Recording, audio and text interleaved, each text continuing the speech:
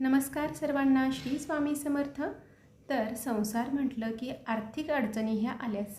कुणाला कुठली अडचण कधी येईल हे सांगता येत नाही आणि पैशांची अडचण ही प्रत्येकाला जाणवते. लक्ष्मी माता चंचल आहे आणि ती आज आपल्याकडे आहे तर उद्या दुसऱ्याकडे असते. ती कधीही स्थिर नसल्यामुळे आपल्याला आर्थिक संकटांचा सामना देखील करावा लागतो. आणि याच व्हिडिओमध्ये मी तुम्हाला आर्थिक स्थैर्यता येण्यासाठी, घरातील पैशांची अडचण दूर होण्यासाठी अतिशय सोपा असा उपाय सांगणार आहे, जेणेकरून या उपायाने लक्ष्मी माता घरामध्ये स्थिर राहील, तिची कृपा आपल्यावरती राहील. तर यासाठी आपल्याला जास्त काही सेवा करण्याची गरज नाही. फक्त गुरुचरित्र ग्रंथातील अध्याय अशा पद्धतीने पठण करायचं आहे. आता कोणता आहे तो अध्याय, तोच आपण इथे पाहणार आहोत. त्यामुळे व्हिडिओ कुठेही स्किप करू नका. माहिती तुम्हाला आवडत असेल तर व्हिडिओला लाईक करा आणि चॅनलवरती तुम्ही जर नवीन असाल तर चॅनलला सबस्क्राईब देखील करा. तर आपल्याला सर्वांनाच गुरुचरित्र ग्रंथाची ताकद माहीत आहे. गुरुचरित्र ग्रंथामध्ये इतकी ताकद आहे की आपल्या माणसाचं आयुष्य पूर्णपणे बदलून जातं. त्यासाठी गुरुचरित्र ग्रंथातील अध्याय 18 हा अतिशय रामबाण उपाय आहे हे आपल्याला सर्वांनाच माहीत आहे. परंतु तो पठण करण्याची पद्धत प्रत्येकालाच माहीत असेल असे नाही.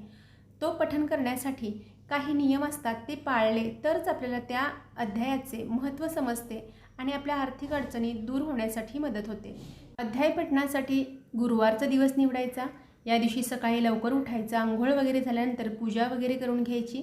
त्यानंतर गुरुचरित्र ग्रंथाची पोथी काढायची. पोथीला आपल्याला पंचोपचारी पूजा करून घ्यायची. धूप दीप नैवेद्य सगळं अर्पण करायचं. आणि सर्वात महत्त्वाचं म्हणजे ज्या कारणासाठी आपण हे अध्याय पठण करणार आहोत, आर्थिक अडचणीसाठी, तर ती अडचण आपल्या गुरूंना मनापासून सांगायची आहे. 2 मिनटं शांतपणे त्यांचं स्मरण करायचं आहे आणि माझ्या घरामध्ये लक्ष्मीची कृपा व्हावी आणि पैशांची अडचण दूर व्हावी अशी प्रार्थना, अशी विनंती करायची आहे. त्यानंतर अध्याय पठणाला सुरुवात करायची आहे. जर तुमच्याकडे प्रत्येक वेळेला पोथी काढणं शक्य नसेल तर छोटी पुस्तिका येते 18व्या अध्यायाची, तीसुद्धा आपण काढून पठण केली तरी चालेल. पण त्याचीसुद्धा नित्यनियमाने पंचोपचारे पूजा करून, सेवा करून आणि मनापासून विनंती करूनच आपल्याला तो अध्याय पठण करायला सुरुवात करायची आहे.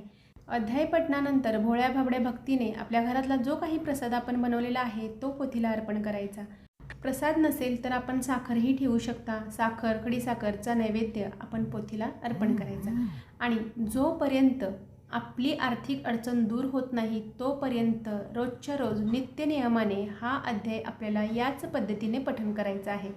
आता काही जणांचा हा प्रश्न असेल की या दिवसांमध्ये आपण नॉनव्हेज, मांसाहार केला तर चालेल का? रोजच्या रोज आपण हा अध्याय पठण करायचा आहे, तर मांसाहाराचं काय?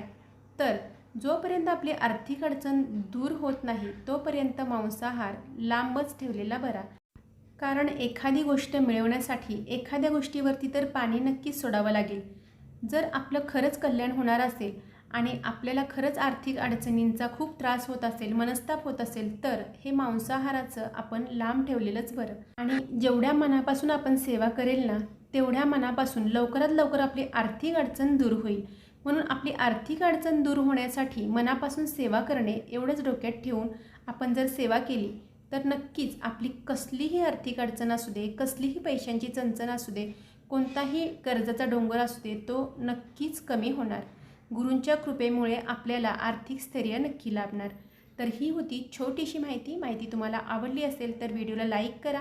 चॅनलवरती तुम्ही जर नवीन असाल तर चॅनेलला सबस्क्राईब देखील करा. तोपर्यंत सर्वांना श्री स्वामी समर्थ.